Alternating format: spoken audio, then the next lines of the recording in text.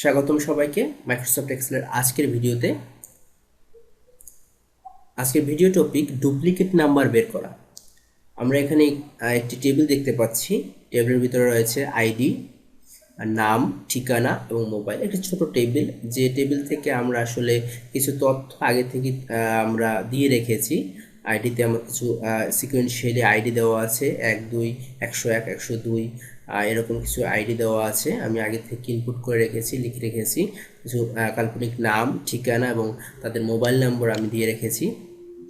105 নম্বর আইডিতে এখন জাস্ট আমি লিখবো আরেকটি তথ্য, মিস্টার সাকিব, তার তথ্যটা আমি জাস্ট লিখতেছি আমাদের বোঝার সুবিধার্থে কীভাবে আমি আসলে টেবিলের ডাটাগুলো লিখেছিলাম।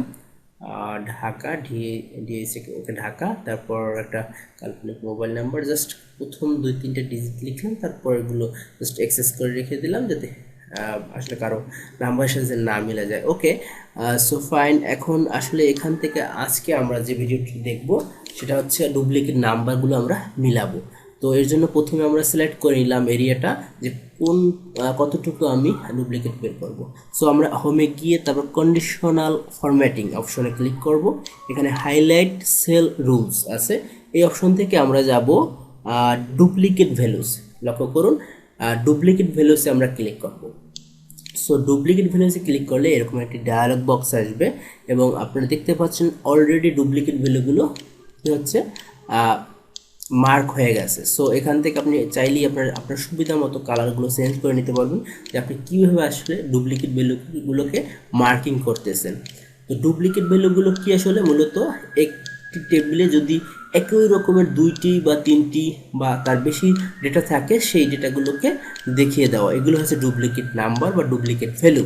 সো আমরা দেখতে পাচ্ছি 102 104 106 এগুলো হচ্ছে ডুপ্লিকেট ভ্যালু দেখাচ্ছে, অর্থাৎ 2টি করে রয়েছে। সো এগুলো ডুপ্লিকেট ভ্যালু, এগুলো মার্কিং করে দেখালো আমাদের এক্সেলের সিস্টেমটা, সফটওয়্যারটার। ওকে, তো ঠিকানার ক্ষেত্রে আমরা দেখতে পাচ্ছি এখানে ঢাকা 2টি রয়েছে। সো ঢাকা রয়েছে, সেম ওয়েতে এখানে মোবাইল নাম্বারগুলো আমরা দেখতে পাচ্ছি, মোবাইল নাম্বারও রয়েছে ডুপ্লিকেট, সেম আমরা দেখতে পাচ্ছি। সো এগুলোকে আসলে ডুপ্লিকেট করার উদ্দেশ্য, আমার কিছু আইডি আছে। সো আইডিগুলো কখনই ডুপ্লিকেট হতে পারবে না, এবং মোবাইল নাম্বার। সো নাম, ঠিকানা ডুপ্লিকেট হতে পারে, তাই আমরা এই নাম ও ঠিকানাকে আমরা এই রুলস থেকে বের করে নেব। সো এটা করার জন্য আমাদের ক্লিয়ার গিয়ে আমরা দেখতে পাচ্ছি, ক্লিয়ারে গিয়ে আমরা এটা ডুপ্লিকেটটাকে জাস্ট রুলসটাকে উঠিয়ে নিলাম, বাকি আইডি এবং মোবাইলে আমরা রুলসটা অ্যাপ্লাই ঠিক রাখলাম। সো এতে করে আমরা আইডি এবং মোবাইল নাম্বারগুলো আমরা ইউনিক করতে পারবো, আর এটা আমাদের প্রয়োজন, আমাদের যাতে ভুল না হয়। ধন্যবাদ সবাইকে। আজকের ভিডিও টিউটোরিয়ালে আমাদের সাথেই থাকবেন, অবশ্যই সাবস্ক্রাইব করবেন, লাইক করবেন, শেয়ার করবেন।